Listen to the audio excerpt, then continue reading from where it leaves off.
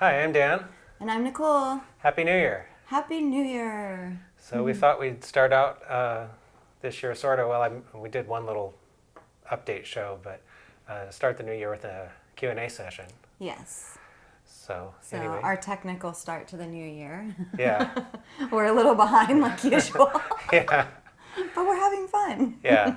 So anyway, I have a few announcements about stuff that's going to be coming up Announcements. before we get to the actual questions. So anyway, I thought I'd get right into it. Yeah. One of the things that I'm going to do on occasion is retro reviews, which are basically product reviews of trains that I already have that have maybe been out of production for a while. Right.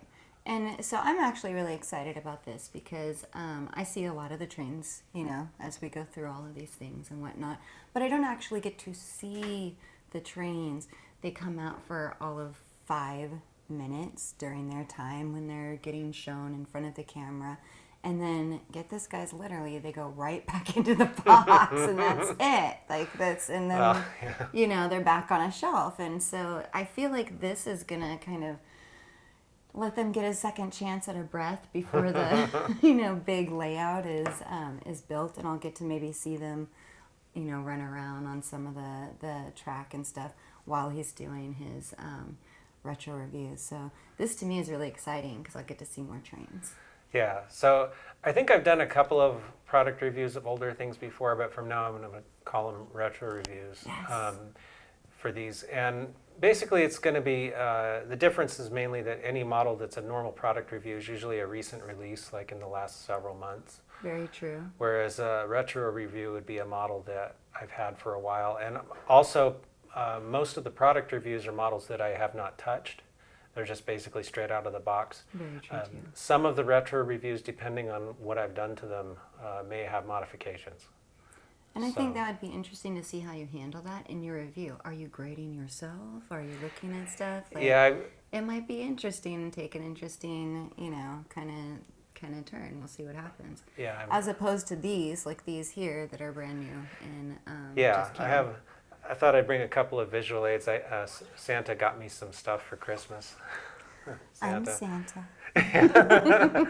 Anyway, this is Scale Trains GE C44-9W in SP. Yes. And I got a couple of these, so I'm going to be reviewing one of those. Yes, Mom's the other Santa. Thank you, Yeah, Mom. yeah, so those are very cool. Then I also got some Scale Trains well cars, and I got a couple sets of these as well. So Yes. I'll be reviewing those at some point.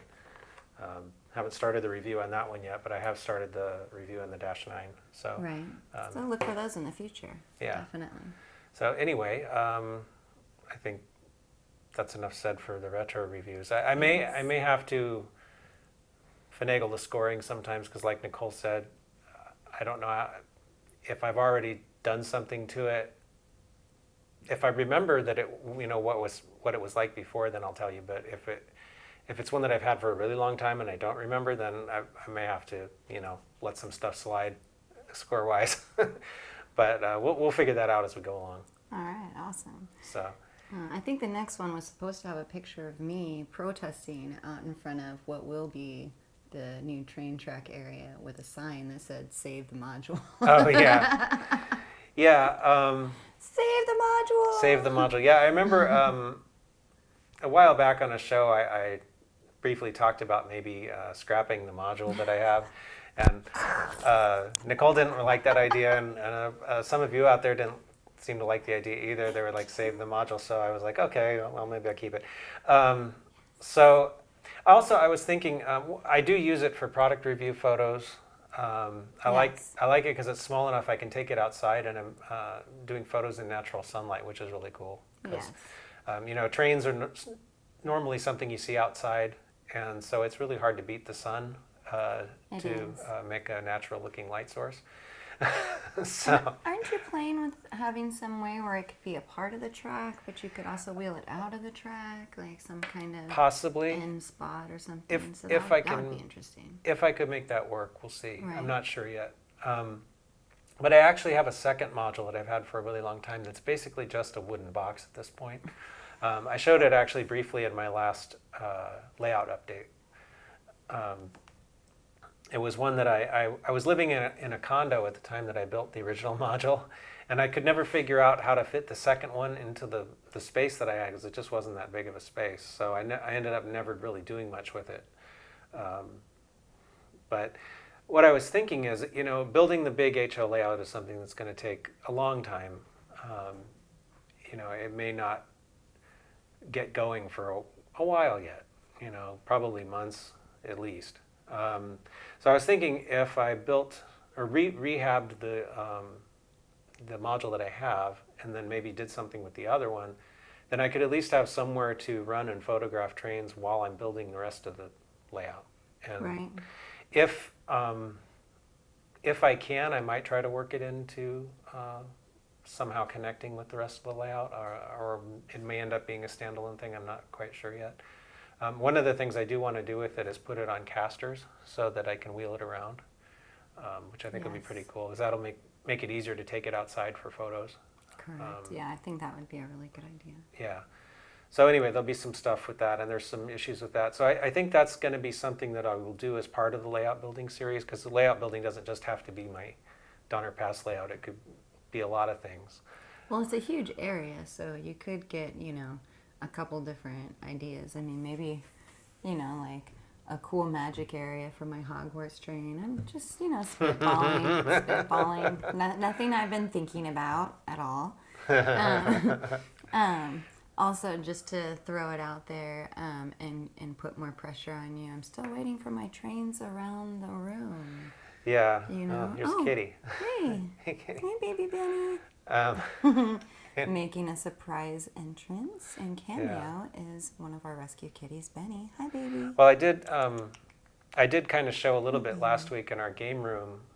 We're going to do a track around the room up toward almost at the ceiling. Oh yeah, in the game room. But Yeah. I mean like in all the rooms. Yeah. In all the rooms, right, guys? Yeah. Like, all of them. Well, we want to do one in the living room here in the house Yes, at least. that's the room I'm actually talking about. Yeah. So that'll be another project, and I'll probably do that as well. I'm going to document the game room layout. Well, Yes. I don't know. It's not as, I don't know if you really call it a layout. It's more of a display loop. But I like that display loop. yeah, because it's Yeah. not going to have like a lot of. It's not really going to be something you do switching on or anything. It's just mostly for the train to go around and Right. enjoy. But I did show kind of like last time in the layout update, I showed that I'm building wires into the wall so that Yes. we don't have to have wires dangling down from the shelf. And I figured maybe there's people might find that interesting to kind of, once the thing's built, then I could put a video out about how I built it and show Right. all the steps. And I think that might be cool. Definitely. So. So more future things that are coming out that are slowly being worked on. Right. So and then the module rehab, and then also I'm building an N scale / N scale narrow gauge layout for our RV, which is going to be small and portable. So that's also going to be part of the layout build series. So the layout build is going to be like multiple layouts, not just one. Correct. So And that'll be Anyway. really fun because the NN3 is really tiny. Super I mean, tiny. Like super tiny. yeah, So obviously, in order to fit on the table of the RV, it's going to have to be something that's a smaller size. right. But this is just so cute, you guys. Like honestly, So, yeah. the little engine that you're working on right now is just like. Yeah, I mean, I just. Oh, you're so cute. yeah. It's so tiny. So that brings me to the next thing, which is I'm starting a new build. So this will be in addition to the consist build, so please don't worry, I'm not scrapping the consist build. But I'm going to be building an NN3 steam locomotive because I have no locomotives in that gauge right now. So I'm basically using a Markland mechanism like most people do, and using some N-scale steam engine parts to kind of cobble together my own freelanced 260 steam locomotive. So it's not, unlike the consist build, it's not following a particular real engine, but I just want it to look typical of small steam engines that you might have seen on a narrow gauge at some point. So that's going to be coming up.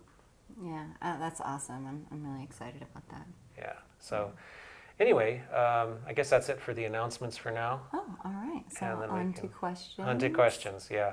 So we got one from Facebook Messenger, and I apologize because I'm probably going to mispronounce this person's name. That's why you mispronounced messenger to begin with. It's Yeah. just going to start right now, you guys. It's just... Anyway, is Girija Shankar? Sundarasan. Yeah. Sundarasan. So definitely messenger us and let us know how we did on your name and the proper pronunciation, because we always want to call people by their proper names, you know, So and some names are difficult. Yeah, I apologize if I didn't get that right. Yeah, but we'll work to get it right. Yeah. Anyway, says Dan, I have heard people talking about 128 speed steps for the perfect speed control. How do I do this for my new big boy? He was talking about one of the Athearn HO scale Union Pacific 4884s. So briefly, So what's this? What's the speed steps? he's talking about the speed steps in the decoder, the Okay. engine and the DCC decoder. DCC decoders are capable of doing either 14 or 28/128 speed steps. They default to the 28, and I don't know why you'd really want to use the 14 because it's like less control versus having a finer control. Oh. So anyway, the decoders, I think almost all decoders default to having that turned on for the 28. So /128. I don't know. They do some kind of interpolation, but anyway, it's part of the CV29, and that's more of a discussion that I want to get into in this program. Maybe at some point I'll need to do a program on some of the DCC variables like that. But if you want to look up how it's set, you can Google CV29 and DCC, and you should get to web pages that explain it. So Okay, well maybe something that we might have to put out on video someday. yeah, it's more of a, like I said, it's more complicated of a discussion than I want to get into right now. Okay. But it is something that's normally turned on by default, so most of the time you shouldn't even need to worry about it. So, oh, okay. and anyway, because most people aren't.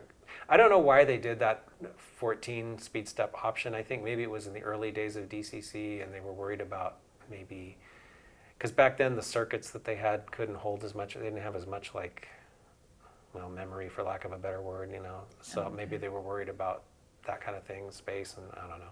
I'm not sure what the rationale was for it, but in any case, it is something that pretty sure defaults to being on. So you shouldn't. Most of the time, you shouldn't even have to worry about it. So anyway. Okay. Well, that's So- interesting. I didn't know.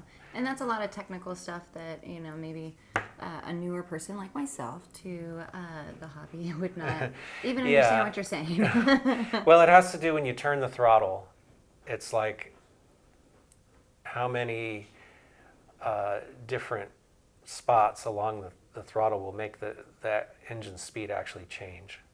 Oh, okay. So like if you had, you know, it was like a 4-step thing. It would be like, you know, quarter speed, half speed, 75% Okay. and full tilt. And that would be That the would only, be it. yeah, so that wouldn't be very necessarily realistic, you know. So the more fine control you have, the more smooth gradation you have between, you know, fast and slow, which makes it more like a real train, because real trains are heavy and they tend not to change speed real quick. Right. So, you know, it's just a way to make that a little smoother. Okay. Well, that's cool. Yeah. All right. Well, the next one is from somebody on YouTube, Okay. from George Bono. Okay. And he says, yeah, yay, yay, thanks for the N-scale box. You could have a lot of discontinued loco reviews. If you do that, would you show how to safely remove the shell? Well, I'm having trouble speaking tonight for some reason. Maybe I'll read the rest of it. Okay. Anyway, yes, the discontinued loco reviews, that's kind of the retro review thing that I was talking about. And yeah, I will show how to take the shells off as part of it. In fact, I'm working on one right now because someone had asked me to do the Bachmann N-scale Norfolk and Western Class J steam Right. locomotive. In the last Ask Dan and Nichole show.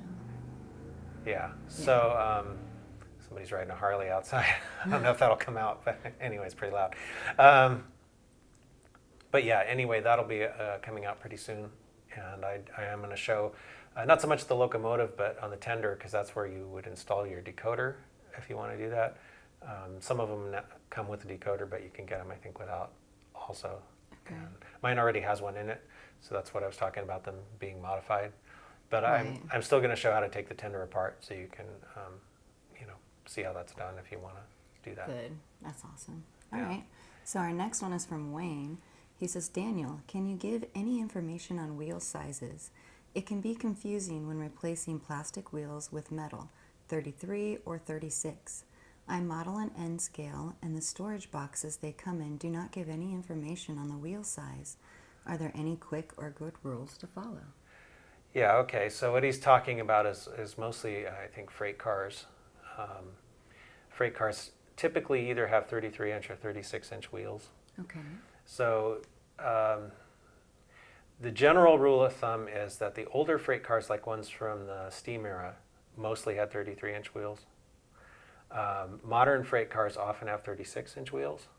But it's not a universal rule. There are exceptions. Of course. Yeah. Usually the higher capacity cars, like the 100-ton cars, will have 36-inch wheels. So like your hoppers and things that carry a lot of weight. Sometimes the box cars that don't have as high a capacity will have smaller wheels, but not always. So it's kind of depends.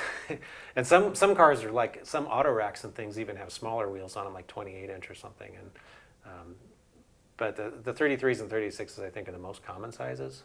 Okay. A lot of passenger cars usually have 36s.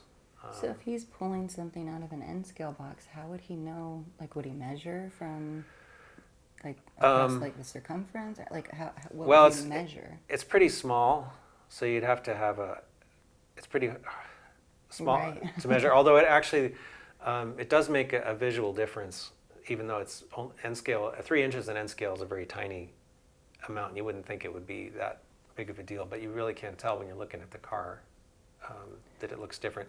So they sell aftermarket wheels in both sizes. Like I really like the Fox Valley wheels in N-scale. They're made of metal and they're really nicely done.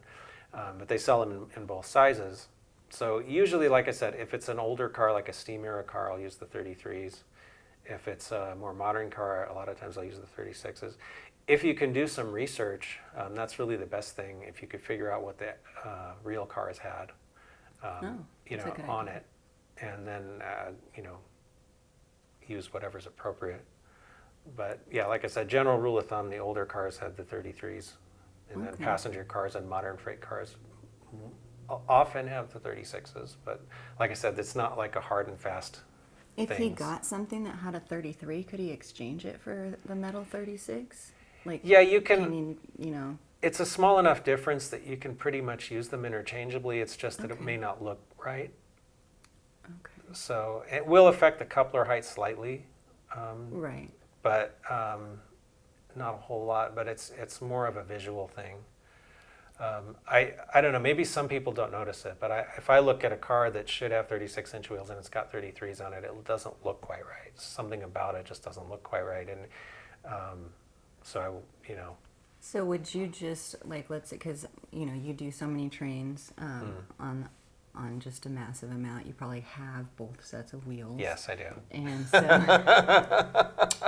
and so when you open it up and you're looking at it, you could probably grab one of each one and go like this, and you know what I mean? Like, Yeah. I know that you would know. Yeah. And, probably a lot of our viewers out there that do a lot of this would know. But, like, if for somebody like me, if I asked you that question, this answer is not sufficient, I still wouldn't know how to figure out what size these wheels are. Yeah, it's And by look isn't helpful until you get a little better at it. yeah. Well, you can also compare if the car, like I often or always actually replace plastic wheels with metal ones. I don't Right. like plastic wheels. It's one of my things that I Right. just no. So just automatically those come off. Right. So one of the things you can do is to compare the wheels that you take off the car, which you can make the assumption that the manufacturer put the right size wheels on it, which maybe is true most of the time, but you can compare, like if you have a little stockpile like I do with both sizes, you can compare and see which one is a match, and then do Right. that. Okay. So that's one way. Is there a place where you could research trains? Like you have a lot of train books in general in the bookshelf. Could you research like wheel size and that stuff? Do they talk about that kind of stuff? Some books have that information.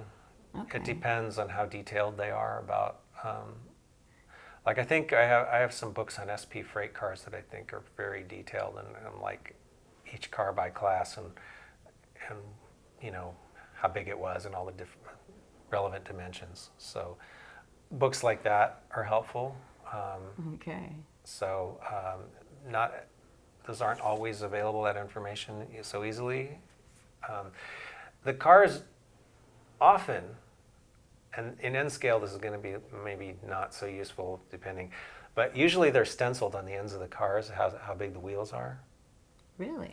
Yeah, and a lot of N scale cars do come with N lettering. Now the trouble is it's so tiny that you probably need a big magnifying glass to read it, if it's legible, hopefully. I know on some of the HO scale cars you can read it a little easier, and they will say like 36 inch or 33 or whatever. So that would also be a way to check. Okay. Cool. So. All right. So our last question is from Andy Crawford. He says 4 days ago, are you using banana plugs for the track power interconnects, or are those just exposed wire wraps with screw pressure terminals? I can't exactly tell from the image. I am interested in how people do this. Okay, this is in reference to the layout update video that I did put out last week, where I was wiring into the wall for the layout or display loop track that's going to be above the game room. Right. Okay, so those are banana plugs, and because it's just a loop, I'm thinking that we'll probably only need to have 2 wires. I used a couple of plates that have 4 banana plugs, just in case someday I need another circuit, But I don't think we'll probably need it. Just in case. Just in case. Just yeah. in case, guys. Just in case. So yeah, and it's very simple. They're just ordinary banana plug. You can buy the wall plates. It's kind of like fits in the same kind of a thing as a light switch, and it has the 4 banana plugs, and you can wire them from the back, and then you can get the actual plugs that plug into them. Right. And the idea is that there's going to be a counter in part of the game room, Yes. and whatever controller I end up using for that track will sit on the counter, and then it'll be plugged into the banana plugs, and then the wires will be inside the wall, and then I'll have another set of banana plugs up there, which you hopefully won't be able to see because the shelf will hide them, and those will go to the track. So it's mostly just a way to keep wires from dangling down. Right, and also because the playroom, though this year has not been, wouldn't have been used anyway, is also for our family to use. We have a lot of family. Daniel has a large family with kids, which I love. I love kids. Cousins and things. Yeah, cousins and stuff. And so we want to, make our space something that will be fun for everybody. And so to mitigate any kind of issues, that's another reason why all those wires are in the wall, and why it's something that when we're around, we can plug in, we can play with the trains. But when the cousins are around and the kids are running in and out and jumping in the pool, we can unplug that, we can put it away. There won't be any damage Right. done to our trains on any accidental, because nobody means to. But if you're running in and out from the pool, or you're playing video games or whatever, you're not paying attention, just to make sure that we make things as completely no fail as possible, basically. Like Right. we want no fails. Right. As I remember, that was just the first part of his question. He actually asked Yes. some other things about using different types of connectors He that did. would, kind of enforce polarity and things like that. And I wasn't so worried about that because it's just a display loop, and it's going to be basically 2 wires. And if it's backwards, the train will just go the other way. And so it's not like it's I wouldn't. In other words, I wouldn't probably do the big layout this way. Right. You know. Right. But for this particular use, I think it works. But that's the thing. That's the point of doing all these different layouts, because really you wouldn't do everything the same way for every single thing. There's a lot of differences. And when we do even though the one in the game room will be up in the air on a shelf and whatnot, I'm sure that when we do the one here inside of the living room, it'll be a little bit different too. Right. And so that's why I'm really pushing for all these different kinds of layouts too, because, you know, who knows what people have space for, you know. And, you know, maybe somebody's in a condo or an apartment like you were and thinking, well, you know, this is all I can do. And then they see this amazing NN3 scale, you know, layout that you do for our, you know, RV. And they're like, I have that amount of room. Like, look at that. And, you know, they have water and they have this and they have, you know, I mean, all of those things are very creative and very artistic to each person as far as what they're going to model and what they're going to show and, you know, what their background's going to be like. And so, you know, as we go through and we do this, I hope other people that are doing it start giving us pictures of what they've done and, you know, show us what they're doing and working on, because that would be interesting too. Yeah, for sure. Yeah. It's always interesting to hear from other people and see what they're doing. Right. Yeah. I mean, it might be like, you know, your show or whatever, but like you guys are, you know, here. Like you guys aren't followers, you guys are family. You know, so we want to see. We want to, you know, interact with you guys too and see what you guys are doing and, you know, send us pictures of whatever you have and you know, we're gonna love it. Yeah. And it might give us cool ideas too. You never know. Never know. Yeah. Yeah, you can always pick up ideas from, you know, anywhere really. Anywhere, yeah, anywhere. That's one of the things too is I don't really do it anymore, but when I was like in high school and as a kid, I built a lot of plastic model airplane kits. And doing that, I think, was a really good skill builder that taught me things that I still use when building trains. Definitely. Because, you know, to a large degree, making models is making models, whether they're supposed to be airplanes or trains. You know, they're still made of plastic. You're still using kind of the same kind of paint, the same glues and all that. So a lot of it, you know, transfers. I agree. Yeah. So it's kind of cool. So there's a lot of things. Sometimes I look for inspiration, even you know, outside the model railroad hobby. You know, looking at other things, other hobbies or other kinds of modeling or anything really. You know, you can get ideas from lots of places. Definitely.